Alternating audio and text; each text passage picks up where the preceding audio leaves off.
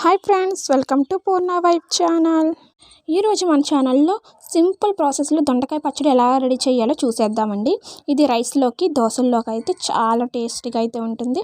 అదేవిధంగా చాలా సింపుల్గా కూడా రెడీ చేసుకోవచ్చు. ముందుగా ప్యాన్లో కొద్దిగా ఆయిల్ వేసుకొని పచ్చిమిర్చి వేసుకోవాలి. ఇలా రెండుగా విరిచైనా వేసుకోండి, లేక ఘాటు పెట్టైనా వేసుకోండి. తర్వాత వెల్లుల్లి, జీలకర్ర, ధనియాలు, అలానే కరివేపాకు కూడా వేసి బాగా వేయించిన తర్వాత ఒక ప్లేట్లోకి తీసుకొని పక్కన పెట్టుకోండి. మరలా అదే గిన్నెలోకి టమాటా ముక్కలు, దొండకాయలు, కొత్తిమీర, ఒక పెద్ద నిమ్మకాయ సైజ్ అంత చింతపండు కూడా వేసి మధ్య మధ్యలో కలుపుతూ బాగా మగ్గించుకోవాలి.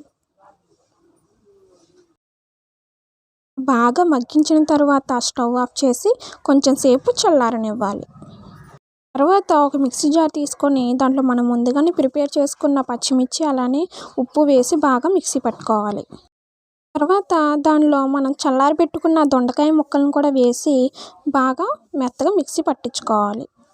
ఈ దొండకాయ పచ్చళ్ళలోకి తాలింపు అనేది వేసుకోవాలండి. దానికి ముందుగా మనం వెల్లుల్లి రబ్బలు, అలానే మినపప్పు, ఆవాలు, ఎండుమిర్చి, కరివేపాకు కూడా వేసుకొని వేయించుకొని దొండకాయ పచ్చడిలో తాలింపు వేసుకోవాలి. ఇలా తాలింపు వేయడం వల్ల పచ్చడి అనేది మరింత టేస్ట్ అనేది వస్తుంది. ఈ పచ్చడే కాదండి, ఏ పచ్చళ్ళలోకైనా మీరు తాలింపు వేసుకుంటే ఖచ్చితంగా టేస్ట్ అనేది ఇంకా రెట్టింపు అవుతుంది.